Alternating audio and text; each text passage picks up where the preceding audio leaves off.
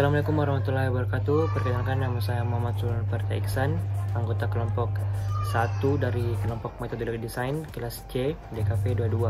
Pada kesempatan kali ini saya ingin menjelaskan rangkuman pada materi pertemuan pertama. Metodologi desain adalah pendekatan sistematis dalam merancang solusi untuk masalah dan kebutuhan tertentu dalam berbagai konteks, termasuk desain produk, desain layanan, desain sistem, dan desain pengalaman pengguna. Metodologi desain biasanya terdiri dari langkah-langkah atau fase-fase berupa pemahaman tentang masalah dan kebutuhan, analisis dan penelitian, eksplorasi dan pengembangan konsep, prototyping, pengujian, dan implementasi. Langkah-langkah tersebut bertujuan agar desainer dapat mencapai solusi desain yang efektif dan efisien.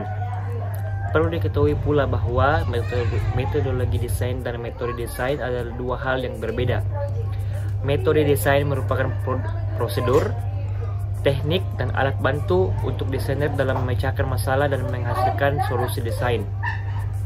Sedangkan metodologi desain adalah keilmuan yang mempelajari metode-metode tersebut sebagai rangkaian aturan-aturan yang digunakan pada proses perancangan atau desain. Metodologi desain membantu desainer untuk memahami lebih baik kebutuhan dan harapan pengguna, serta memenuhi kriteria kesuksesan yang telah ditetapkan. Metodologi desain juga membantu desainer untuk mengidentifikasi masalah dan hambatan yang mungkin muncul dalam proses desain. Metodologi desain juga dapat meningkatkan keterlibatan pengguna dalam proses desain sehingga solusi yang dihasilkan benar-benar memenuhi kebutuhan dan harapan pengguna. Dalam banyak kasus, metodologi desain juga membantu menciptakan solusi yang berbeda dari yang telah ada sebelumnya sehingga dapat memberikan nilai tambah yang signifikan bagi pengguna. Metodologi desain memiliki tujuan untuk memecahkan masalah yang dihadapi dalam proses desain dengan mempertimbangkan aspek seperti kebutuhan pengguna, fungsi, estetika, dan biaya. Adapun tujuan khusus pembelajaran metodologi desain diantaranya agar mahasiswa mampu yang pertama, mengetahui sejarah asal-usul keilmuan metodologi desain. 2. Mengetahui dan menerapkan prinsip-prinsip desain seperti fungsionalitas, estetika, keamanan, keberlanjutan, dan keterjangkauan. Yang ketiga, mengetahui dan menerapkan teknik-teknik desain seperti sketching, manual making, dan prototyping untuk mengembangkan ide dan konsep desain. 4. Menganalisis masalah dengan cermat agar dapat memilih solusi terbaik. 5. Berpikir kreatif dan mengembangkan ide-ide baru serta menggunakan imajinasi dan eksperimen untuk menemukan solusi baru untuk masalah yang kompleks. Yang keenam, memiliki kemampuan bekerja sama dan berkolaborasi dalam tim untuk memecahkan masalah dan mengembangkan ide dengan tujuan-tujuan ini.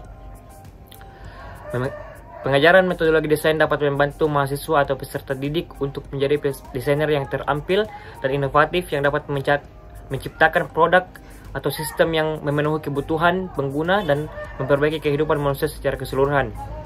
Langkah-langkah dalam metodologi desain dapat bervariasi tergantung pada jenis produk atau sistem yang dirancang. Namun, beberapa langkah umum yang sering digunakan termasuk seperti ini. Yang pertama, pengumpulan informasi dan penentuan masalah yang perlu dipecahkan. 2. Analisis kebutuhan pengguna dan penggunaan. 3. Penelitian pasar dan analisis pesaing. 4. Ideasi dan pembuatan konsep desain. Yang kelima, pembuatan prototype atau produk. 6. Pengembangan prototype atau produk dan pengujian. 7. Evaluasi hasil pengujian dan pengembangan iterasi untuk memperbaiki desain. Yang terakhir, yang ke-8, implementasi dan produksi. Itulah yang saya dapat sampaikan dan saya rangkum pada materi pada pertemuan pertama. Sekian, wabillahi taufiq wal hidayah. Wassalamualaikum warahmatullahi wabarakatuh.